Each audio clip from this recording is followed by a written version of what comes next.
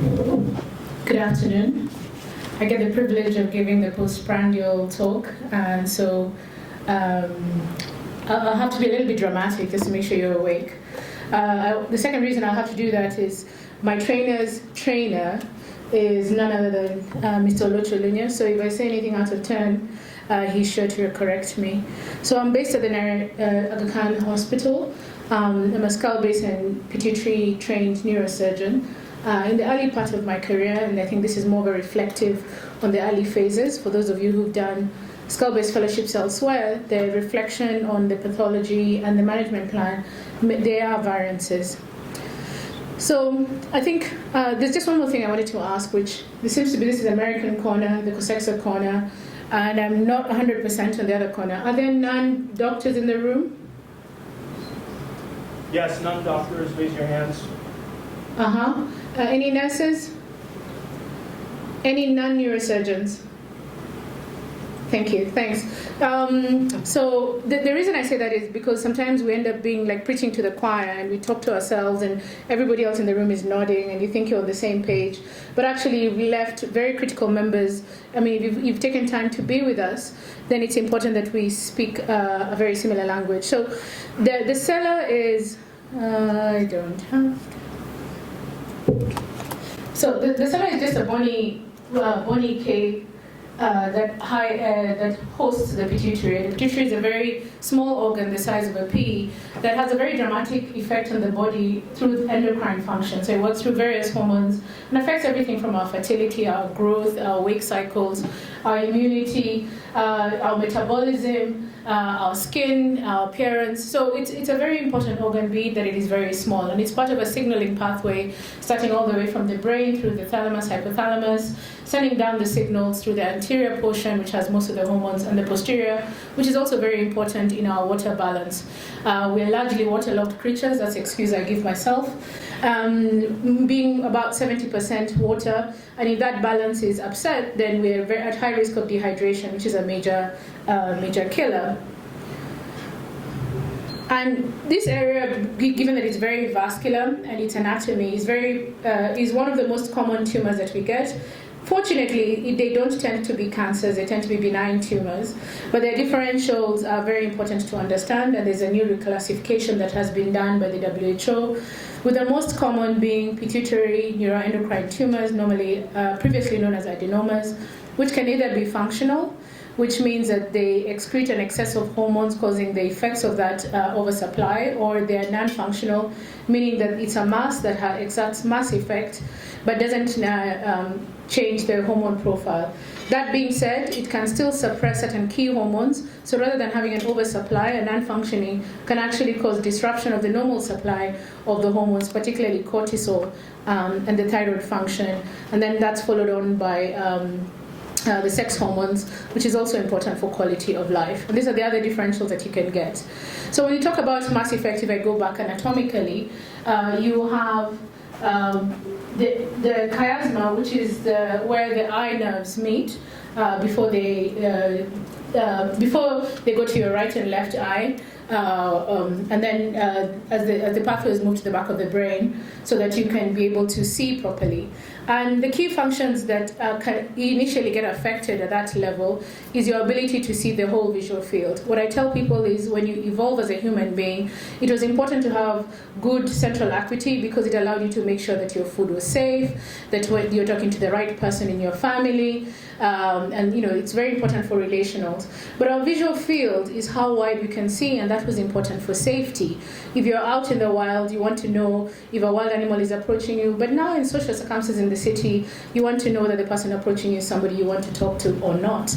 So it's important to know the various functions that are played by the visual fields. There's also color perceptions, important for us who require color perception to know whether the food is okay, whether, if you serve green meat or red fruit, you need to know whether that's how it's supposed to look like. So the alterations in these functions have an impact on our quality of life and our ability to adjust. The differentials here, I put the tumors here, but I've also put metastases, which are rare but are very important differential, and therefore in the history taking, it's important that you know whether there's any other factors. And then the other one, I'm glad Khalif is here, is aneurysms. Not all enhancing lesions within the cella are that benign, and surgery into an aneurysm can be disaster on the table. In today's world, where many people are getting scans for whatever reasons, whether it's self-checks or they've had a minor head injury, quite a number of presentations are incidental. But a key problem that we're having in our location is visual failure, particularly the younger the person is and the impact that has on their economic viability. And the hypopituitarism can affect a whole host of functions, from their immunity, fertility, their libido, and their failure to thrive when they're younger. Whereas a hormonal overactivity can present with various conditions such as Cushing's, etc. And indeed, I do suspect that many people who are being labeled as diabetic may have underlying endocrinopathies that have not been adequately investigated. The challenge that we have in our setting is who is the first person. So the key primary giver of healthcare is not always so straightforward because we don't have very clear referral pathways. So when somebody is not seeing very well, they may be seeing a doctor or someone they call doctor who's not really a trained doctor. They may be a clinical officer, they may be a nurse, they may be an optometrist. And the introduction of neurosurgery and neuroscience training is at most 20 years, maybe 15 years. We have 13 medical schools, and not all of them have access to a neurologist or neurosurgeon. So the impact on the lack of access to neuroscience training in the curriculum might mean that a well-meaning clinician may miss the consideration for a pituitary tumor because it hasn't really been in their radar as part of their training. A lot of women go to the gynecologist, largely because of amenorrhea or problems with fertility. And in my personal experience, I've had a lot of these patients continue to be treated for their infertility on cabergoline or bromocriptine, but there hasn't been a thought to scan their head. And that's very important because it also often means there's been no assessment of vision and consideration for whether or not they may be a surgical candidate. And then there's aspects around belief structures, which we'll talk about in a different setting. So the workup is always the same: history examination, eye exam, hormonal workup, and the relevant imaging. Raised prolactin is the most common, and if you do, in addition to considering a prolactinoma, it's important to look at the medical history and ensure they're not on antipsychotics, they're not on verapamil, they're not hypothyroid, they're obviously not pregnant or breastfeeding or have kidney disease, because these are important variables in understanding your information. When it comes to ophthalmology, my recommendation is, rather than you doing the exam, is that you get a formal ophthalmological assessment, because it acts as a baseline for seeing recovery or and also to rule out inter-assessor variability. I recommend that you use the same clinician. If they do a visual field, you need to know which one has been done. The absolute gold standard is literally the Goldman test, but that requires someone to be guiding the patient and correlating their vision.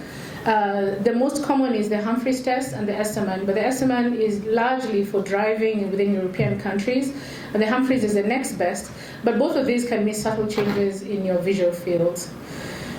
Now, the most common imaging that we have are CT scans, but you need to know that it will be difficult to interpret in small lesions, particularly if you have functioning tumors like Cushingomas, or if you have Cushing's, or you have TSHomas. MRI is the gold standard. Access can be a challenge, and also you need to know the Tesla power that you have, and a clear request to have an MRI pituitary so that the slices can be sufficiently thin through the relevant anatomy. Other modalities that are not yet readily available is, in the cases of functional tumors, it's Petra sampling. And the PET scanner, though available in 3 centers in Kenya, don't have yet the right isotope to use that.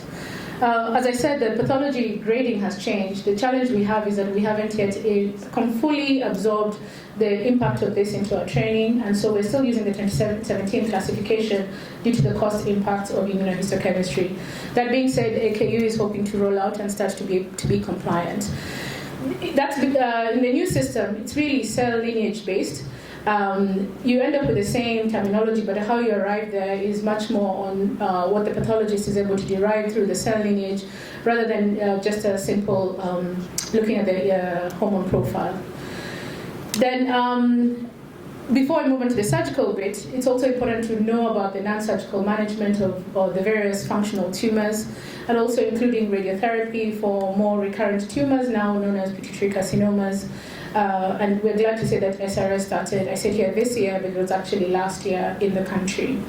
When we look at Cushing's, we do have ketoconazole, but we don't always have the other agents. Metyrapone is probably available. Adrenalectomies is not as common. Mr. Oluni, I'm glad for you to correct me if that's, but we don't often go for adrenalectomies for Cushing's.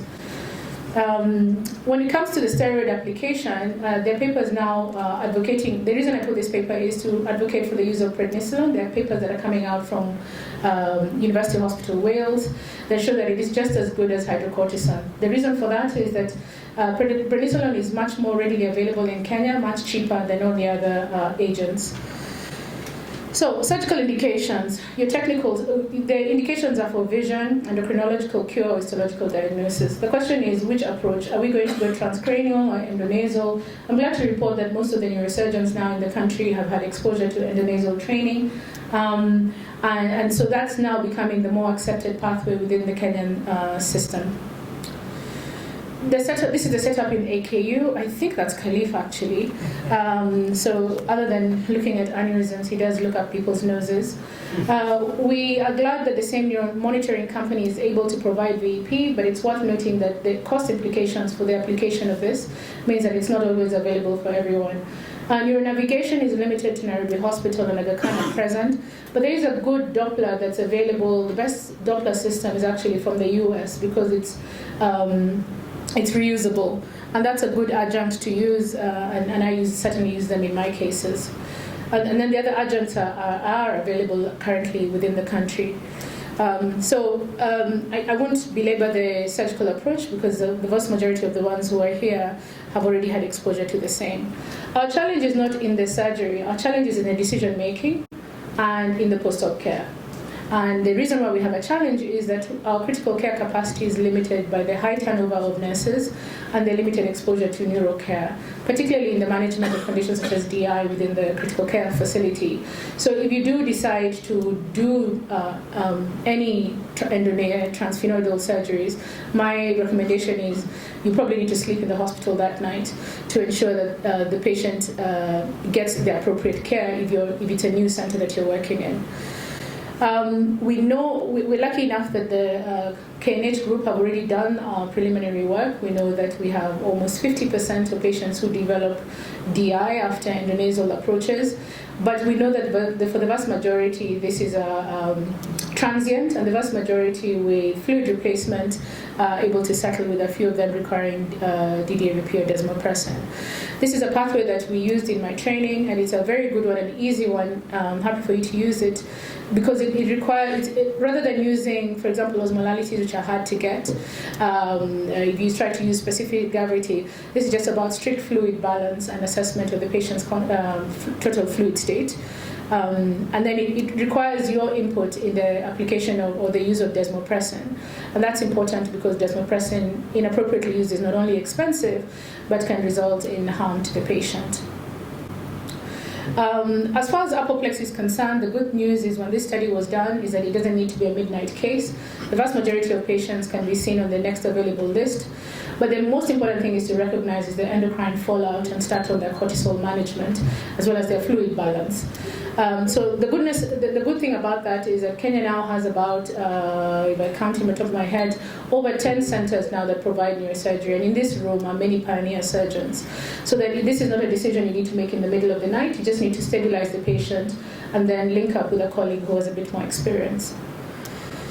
And then it's important to involve your ENT and to do nasal douching. We underplay the role that nasal mobility has on the patient's quality of life, whether it is crusting, foul smell, difficult breathing, when the packing starts to crust out, when they get sinusitis, or when they get an empty nose perception. The utility of our ENT is very important, and working alongside one means that they can do the debridement for you. The nasal douching, there are formulas that allow you to prepare them at home. which is important, and with a simple syringe, you can take your patients through that. I typically do an MRI at 3 months, and then I do one at 6 months and annually. We don't yet have a protocol that guides how we should do it in the country, but this is from the residency. Then I'm also very clear with the patients and their next of kin that anyone who's discharged on steroids gets a very clearly written note that they must never stop their medication, and they must present to their nearest hospital should they have an Addisonian crisis. I just put this case here. This is not a pituitary adenoma, for those who may be guessing. This is a case of a craniopharyngioma, which is also another Sella tumor, although I've focused more on the pituitary adenomas. And what I was going to ask is, what would you do? So 6-year-old, 3 years, failure to thrive, headache, anorexia, nausea, vomiting, and drowsiness. Should present it to your ED. Fraser?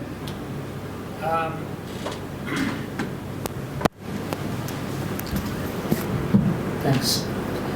So I think through trial and error, we found that going for the gold as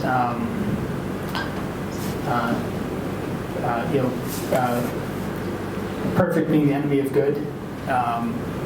Complete resection of craniopharyngiomas has not been safe in our place, and so our strategy is to aspirate any cysts. It can be aspirated, treat hydrocephalus, debulk if there's something that can be safely debulked. But a post-op endocrinopathy is almost always fatal, especially in a low-income patient. So I think we had a similar case recently where we placed a shunt, and in the same setting we placed a frontal ommaya into the cyst so that could be drained periodically. And so it did drain well, and that relieved the obstruction, but they also have a shunt just in case it reaccumulates before they can come back for further aspiration. If there's a watertight seal around the reservoir, then they could be candidate for bleomycin injection or some sort of chemo treatment like that. Khalif? I think we'll take the same approach of being minimally invasive. She's 6 years old, probably has cystic complaint even though we don't have the MRI. So fenestrate the cyst. I'm not sure whether we need to put a shunt here, but yeah, trying to resect the whole thing in block has not been very good. Also, we've seen patients who had multiple endocrinopathies, and eventually it was just a disaster. Mr. Lunia?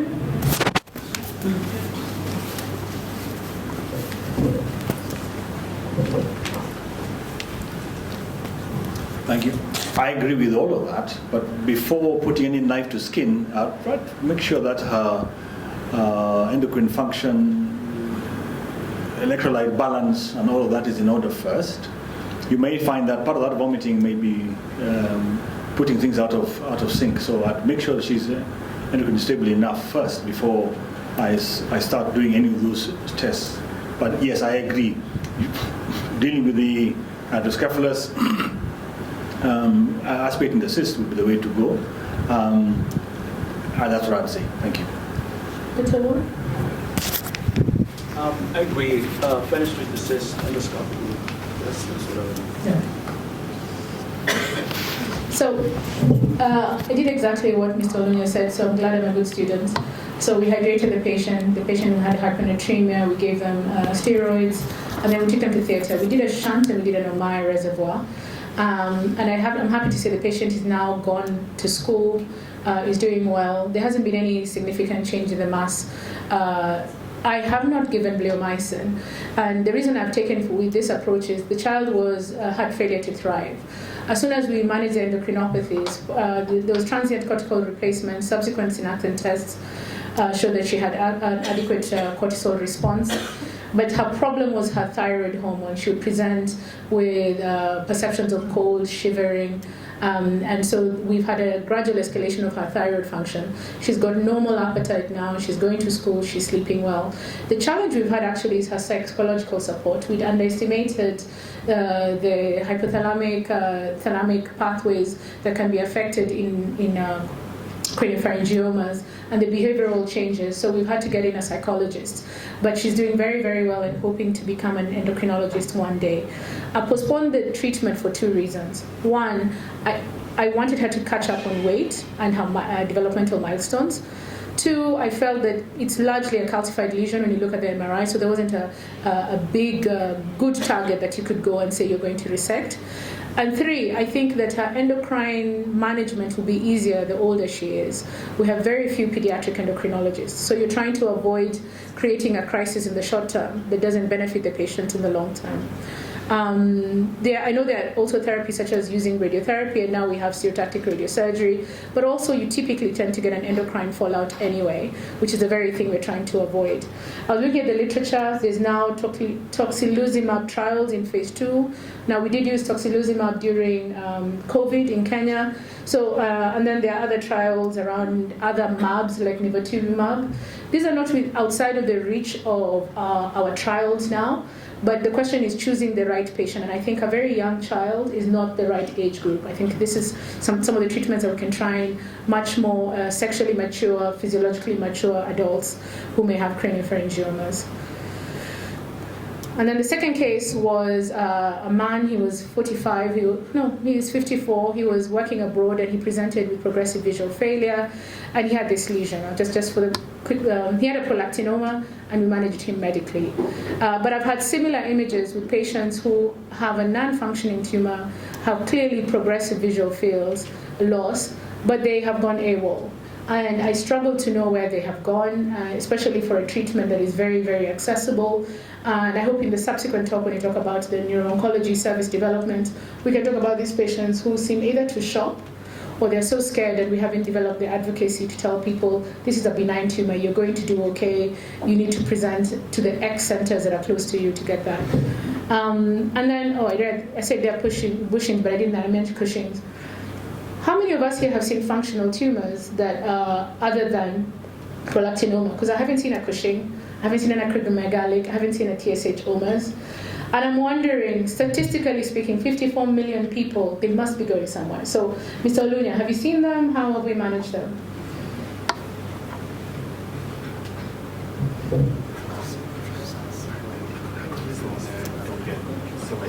Yes, we do see them. Exactly what you said, they shop around. And I think our colleagues across in India are very, very aggressive in terms of their marketing. And they've got centers for getting patients here, and people fly in and out to recruit patients. So because they are more aggressive, you'll probably not get to see them, and they'll go across there. But yes, I have seen and managed functioning Cushing's, acromegalics, across at KNH, in the private sector at Nairobi, and also at the Aga Khan, that they are available. Thank you. So I've only seen one pediatric Cushing's, and they were of British descent. So they went back to Great Ormond Street. Even where they lived were not comfortable dealing with a very young pediatric Cushing. So, but I do worry that they don't have any long-term follow-up once they go to India or wherever they've gone. Fraser, you going to say something?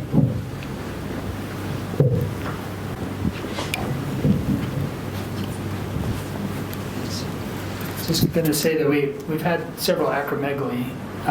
The first one we operated on seemed to go well, and then a couple weeks later I was rounding in the ICU, and I saw the patient there, obtunded in the ICU, intubated, and non-responsive on all these drips, and I thought, oh my goodness, why hasn't anybody called me yet? Our patient's had a terrible complication from surgery, but she was in diabetic ketoacidosis, and she's since had 3 episodes of that near death, and I think a lot of people probably die before getting to you. Yeah, that's my fear, that they're being managed as standard diabetes, etc., and by the time they have a complication, they never make it. I'm in the early phase of my career, but I think what I'm learning is that there's more to it than skill and equipment. There's more about team development. And so now I'm a bit more cautious when I'm selecting my patients. I haven't talked about some of the complications that I've had. And I do think that there is a role now for us to discuss pathways, especially now that we've reached 43 neurosurgeons. The question is, should we all be doing pituitaries, or should we get them to go to certain centers? Patients are shopping. I'm not sure that's good for them. I think that it results in delays in treatment and escalates in costs. and the incredible opportunities for research in this field now that enough of us are starting to do that. Thank you.